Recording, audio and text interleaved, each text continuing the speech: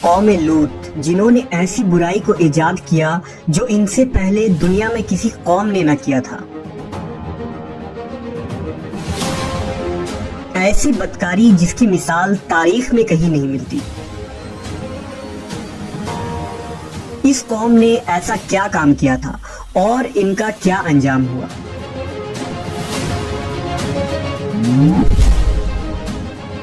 حضرت لوط علیہ السلام اللہ کے ایک برگزیدہ نبی تھے۔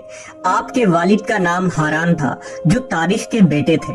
آپ کی پیدائش عراق کے قدیم شہر اور میں ہوئی تھی۔ اس شہر میں ابراہیم علیہ السلام کا مسکن تھا۔ دراصل لوط علیہ السلام کے والد ہاران حضرت ابراہیم کے سگے بھائی تھے، یعنی حضرت لوط علیہ السلام حضرت ابراہیم کے بھتیجے تھے۔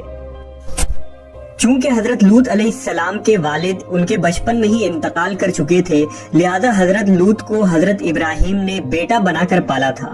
آپ حضرت ابراہیم پر سب سے پہلے ایمان لانے والوں میں شامل ہیں۔ آپ حضرت ابراہیم کے زمانے میں اہل سدوم کی رہنمائی کے لیے نبوت کے منصب پر فائز ہوئے۔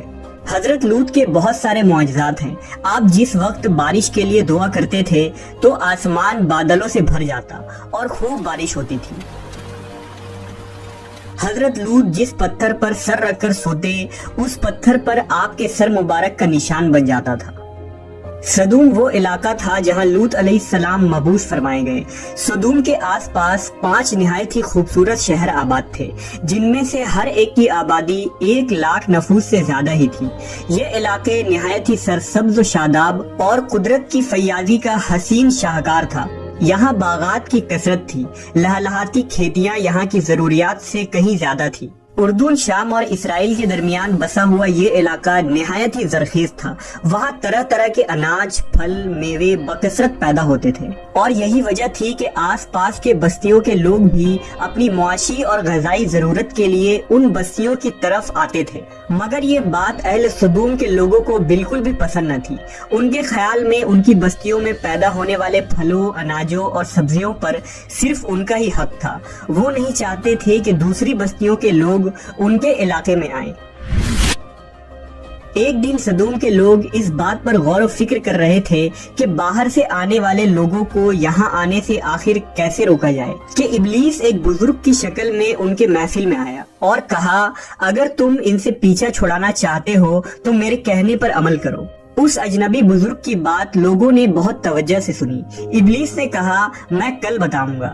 دوسرے دن ابلیس ایک خوبصورت جوان لڑکے کی بھیس میں آیا اور انہیں اپنی عورتوں کے بجائے مردوں کے ساتھ فعل بد کرنا سکھایا۔ ابلیس نے کہا کہ اگر تم ان بستیوں کے لوگوں سے نجات چاہتے ہو جو تمہاری بستی میں آ جاتے ہیں تو ایسا کرو کہ جب بھی کوئی شخص تمہارے علاقے میں آئے تو تم لوگ زبردستی اس کے ساتھ اپنی خواہش پوری کرو۔ اس طرح یہ لوگ اس بستی میں آنا چھوڑ دیں گے۔ اپنی نفسانی خواہشات کے لیے مردوں سے بدفعلی اس قوم کا دستور بن گیا تھا۔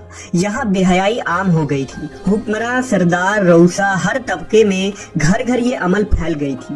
بھری محفل میں یہ لوگ اس فحاشی کے کام کو کر کے خوش ہوتے تھے۔ کوئی بھی محفل اس کام کے بغیر ادھوری سمجھی جاتی تھی۔ خاص کر مسافروں میں سے کوئی خوبصورت لڑکا ہوتا تو یہ لوگ اسے اپنا شکار بنا لیتے۔ تلمود میں لکھا ہے کہ اہل سدوم اپنی روزمرہ کی زندگی میں سخت ظالم، دھوکے باز اور بد معاملہ تھے۔ کوئی مسافر ان کے علاقے سے بخیریت نہ گزر سکتا تھا۔ کوئی غریب ان کی بستیوں سے روٹی کا ایک ٹکڑا نہ پا سکتا تھا۔ بارہا ایسا ہوتا تھا کہ باہر کا آدمی ان کے علاقے میں پہنچ کر فاقوں سے مر جاتا اور یہ اس کے کپڑے اتار کر اس کی لاش کو برہنہ دفن کر دیتے۔ اپنی وادی کو انہوں نے ایک باغ بنا رکھا تھا جس کا سلسلہ میلوں تک پھیلا ہوا تھا۔ اس باغ میں وہ انتہائی بے حیائی کے ساتھ اعلانیہ بدکاریاں کرتے تھے۔ حضرت لوط علیہ السلام نے انہیں توحید کی دعوت دی اور بدکاری کے اس گھنونے عمل سے توبہ کرنے کا حکم دیا۔ حضرت لوط نے کہا، تم بے حیائی کیوں کرتے ہو؟ کیا تم عورتوں کو چھوڑ کر لذت حاصل کرنے کے لیے مرد کی طرف مائل ہوتے ہو؟ حقیقت یہ ہے کہ تم احمق لوگ ہو۔ حضرت لوط اہل سدوم کو دن رات واعظ و نصیحت کیا کرتے، لیکن قوم پر اس کا کوئی اثر نہ ہوا، بلکہ وہ بہت فخریہ انداز میں یہ کام کرتے تھے۔ انہیں حضرت لوط کا سمجھانا بھی برا لگتا تھا، لہٰذا انہوں نے صاف صاف کہہ دیا کہ اگر تم ہمیں اسی طرح برا کہتے رہے اور ہمارے کاموں میں مداخلت کرتے رہے تو ہم تمہیں اپنے شہر سے نکال دیں گے۔ حضرت لوط نے نصیحت و تبلیغ کا سلسلہ جاری رکھا، لہٰذا ایک دن اہل سدوم نے خود ہی عذاب الہی کا مطالبہ کر دیا۔ اللہ تعالیٰ نے اب تک ان کے اس بدترین فحاشی اور بدکاری کے باوجود ڈھیل دے رکھی تھی، لیکن جب انہوں نے حضرت لوط سے ایک دن کہا کہ اگر تم سچے ہو تو ہم پر عذاب لے آؤ، لہٰذا ان پر عذاب الہی کا فیصلہ ہو گیا۔ اللہ نے اپنے خاص فرشتوں کو دنیا کی طرف روانہ کر دیا۔ یہ فرشتے دراصل حضرت جبرائیل، میکائیل اور اسرافیل علیہ السلام تھے۔ پھر یہ فرشتے حضرت لوط علیہ السلام کے گھر تشریف لے آئے۔ حضرت لوط نے جب ان خوبصورت نوعمر لڑکوں کو دیکھا تو سخت گھبراہٹ اور پریشانی میں مبتلا ہو گئے۔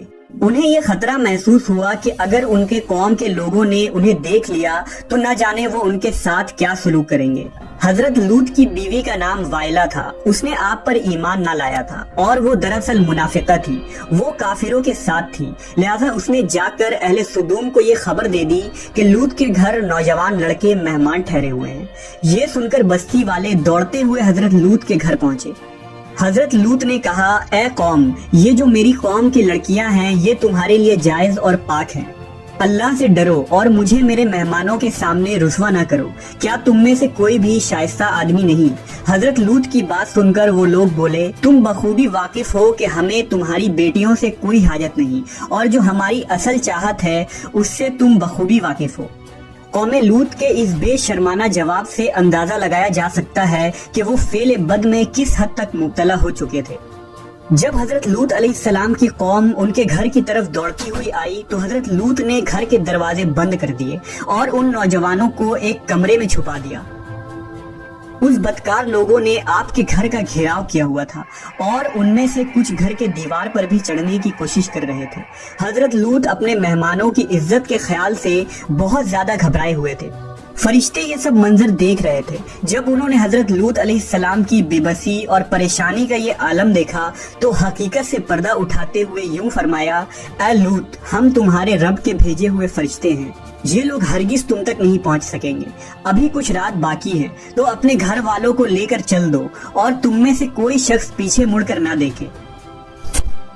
اہل سدوم حضرت لوط کے گھر کا دروازہ توڑنے پر بضد تھے، لہٰذا حضرت جبرائیل علیہ السلام نے گھر سے باہر نکل کر اپنے پر کا ایک کونا انہیں مارا، جس سے ان سب کی آنکھوں کے ڈھیلے باہر نکل آئے اور بصارت زائل ہو گئی۔ یہ خاص عذاب ان لوگوں کو پہنچا جو حضرت لوط کے پاس بد نیتی سے آئے تھے۔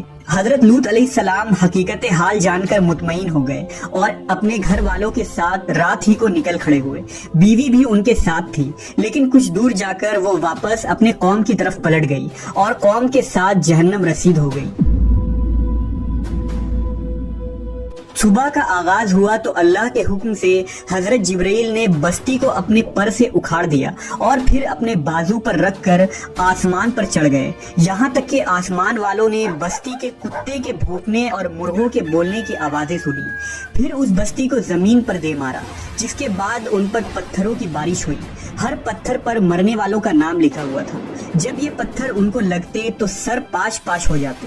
صبح سویرے شروع ہونے والا یہ عذاب اشراق تک پوری بستی کو نیست و نابود کر چکا تھا۔ قوم لوط کی ان خوبصورت بستیوں کو اللہ نے ایک انتہائی بدبودار اور سیاہ جھیل میں تبدیل کر دیا، جس کے پانی سے رہتی دنیا تک کوئی فائدہ نہیں اٹھایا جا سکتا۔ سمندر کے اس خاص حصے میں کوئی جاندار، مچھلی، میڈک وغیرہ زندہ نہیں رہ سکتے، اس لیے اسے ڈیڈ سی یعنی بحر مردار کہا جاتا ہے، جو اسرائیل اور اردن کے درمیان واقع ہے۔ ماہرین آثار نے 10 سالوں کی تحقیق و جستجو کے بعد اس تباہ شدہ شہر کو دریافت کیا تھا۔ تحقیقات سے پتہ چلا تھا کہ اس شہر میں زندگی بالکل ختم ہو چکی ہے۔ اس شہر کے راستے اور کھنڈرات کو دیکھ کر آرکیولوجسٹ نے یہ اندازہ لگایا کہ جب یہ شہر تباہ ہوا تو اس وقت لوگ روزمرہ کے معمولات کے کاموں میں مشغول تھے اور یہاں زندگی اچانک ختم ہو گئی تھی۔ اہل سدوم جنہیں پتھر بنا دیا گیا تھا، ان کے بت ابھی تک بحر مردار کے پاس موجود ہیں، جو تا قیامت لوگوں کے لیے ایک عبرت ہے۔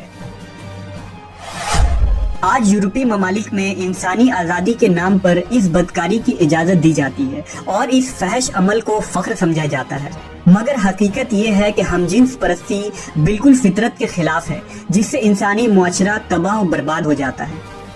روایتوں کے مطابق ایک مرتبہ حضرت سلیمان علیہ السلام نے شیطان سے پوچھا کہ اللہ کے نزدیک سب سے بدترین عمل کیا ہے؟